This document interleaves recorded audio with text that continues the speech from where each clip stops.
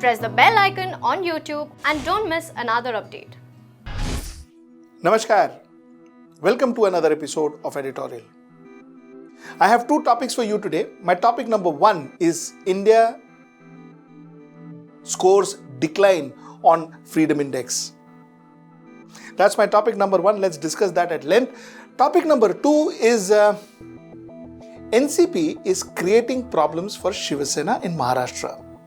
Why are they doing that? That's my topic number two. Let's get right into the show. There is an organization in United States, New York, called the Freedom House. Now, Freedom House was set up in 1941. And the core objective of this organization was to promote America to fight the World War II against fascist government. That was the objective. They wanted to fight fascism in this world. And that still remains their objective. Now, since 1971, this Freedom House has a table, it has an index called the Freedom Index, where it ranks countries or gives points to countries based on their freedom indicators. They figure out the pluralism, they figure out the election processes and so on and so forth. There are indicators which they go by and they give points to these countries. Now, India has hit an all-time low. We have declined the maximum amongst 25 of the largest democracies in the world. Our scores have gone down the max. Now, we are now in the spotlight. Okay, as they say, India has now been placed among countries in the spotlight, along with Haiti, Iran, Nigeria, Sudan, Tanzania, Turkey, Hong Kong, Ukraine. We are in the spotlight because they feel that there are huge amounts of human rights violation that's happening in our country.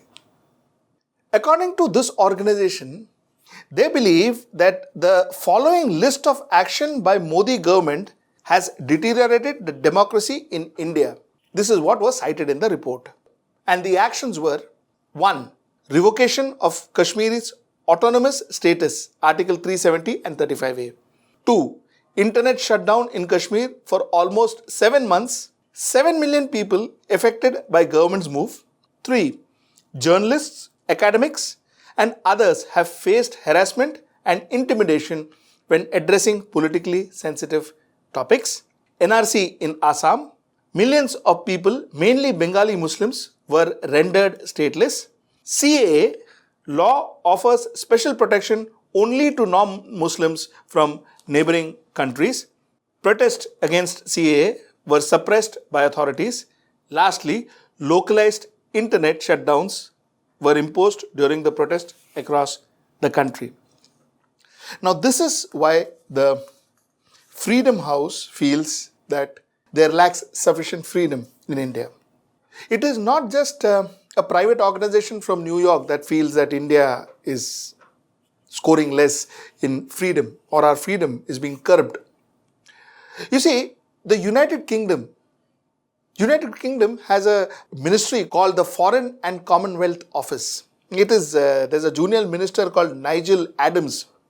And this Nigel Adams talks for United Kingdom and says, while trade is absolutely vital for our economy and the future prosperity, this in no way compromises the UK commitment to holding human rights at the core of our foreign policy. And I guarantee we will not pursue trade to the exclusion of human rights. He was mentioning about India. He said trade and all is fine, it is very important to us, but we will not do trade with a country that compromises on human rights. In fact, he further went on to say that said events in Delhi were very concerning. UK has been monitoring the violence and developments around CAA closely, and UK condemned targeting of people based on religion. Any allegations of human rights abuses is deeply disturbing, and we have made it clear that this must be investigated thoroughly, promptly and transparently. This is what he said. this is not the only thing that happened. The United Nations Commissioner of Human Rights, Michel Geria, offered to be the amicus curiae, which is the advisor to the Supreme Court of India on CAA.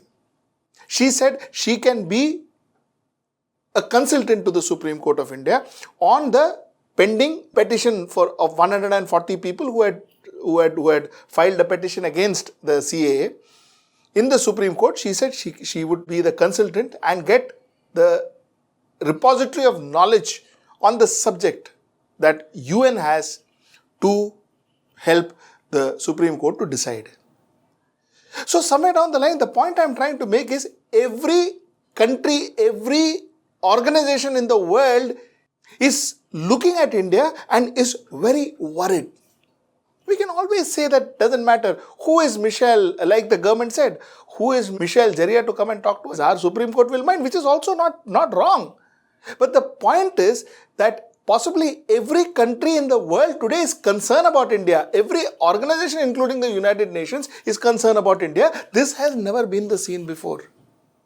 For us, for Indians, this is the first time that the world is worried that India, a country known for our civility and our upright behavior, for the first time is now being looked down as a country that may be violating human rights, especially of a particular community. And that is dampening. That is dampening for our image across the globe. That is also dampening our trade. This is high time we correct our image. More importantly, it is high time we correct our situation. You see, every time we are criticized, we immediately act and we try to put the other person down. There will be huge amount of articles by various people saying that how poor or how stupid is UN. Our foreign minister went out and said that United Nations is a toothless tiger. We will have people going and saying that. We will say UK is a useless organization. It is British colonial people. We will say all that. Now, we can always go out and say, under the garb of nationalism, we can always go out and say that, they criticized India, so they are bad people. But is that actually solving our problem? Our problem is increasing. Wake up and smell the coffee. Our problem is increasing. Country after country, leaders after leaders are criticizing us. And criticizing us for one and only one reason, and that's our communal stand.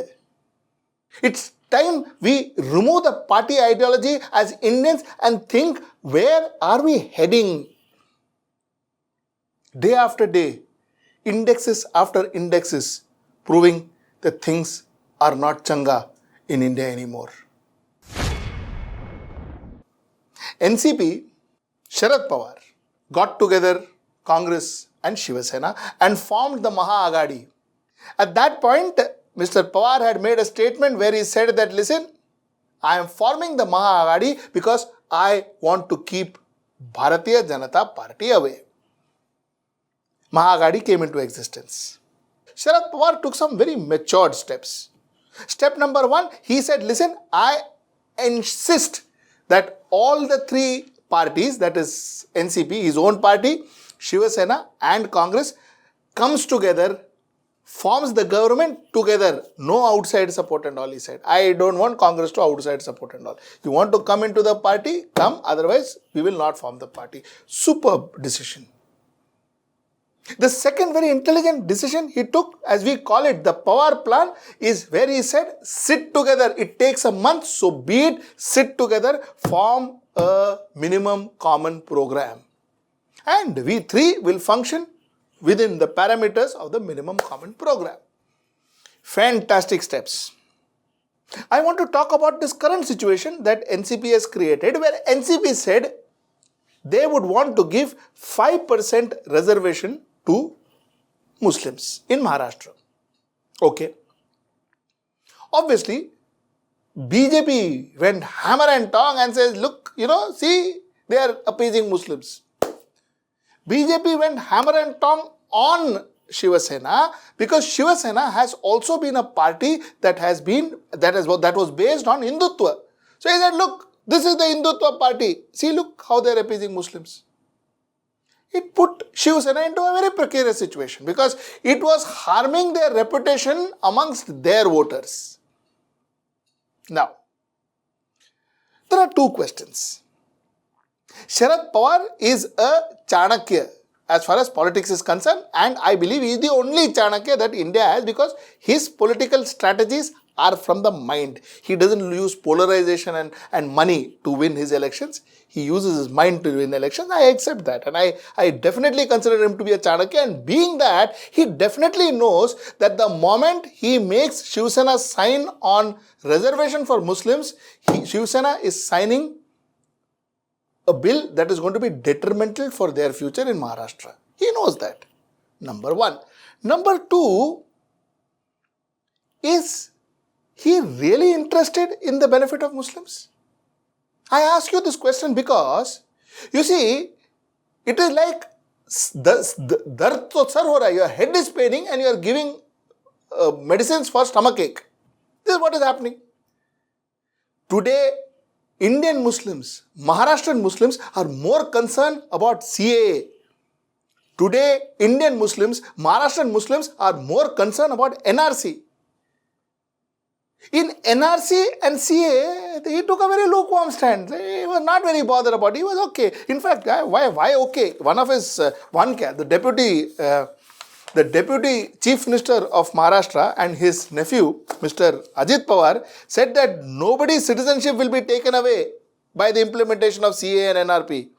Sharad Pawar ji has assured that nobody will have to face any problems in Maharashtra because of it. He said nothing will happen. Which means they were not only lukewarm, they were almost supporting CAA. There he didn't think of Muslims. But he wants to give them reservation.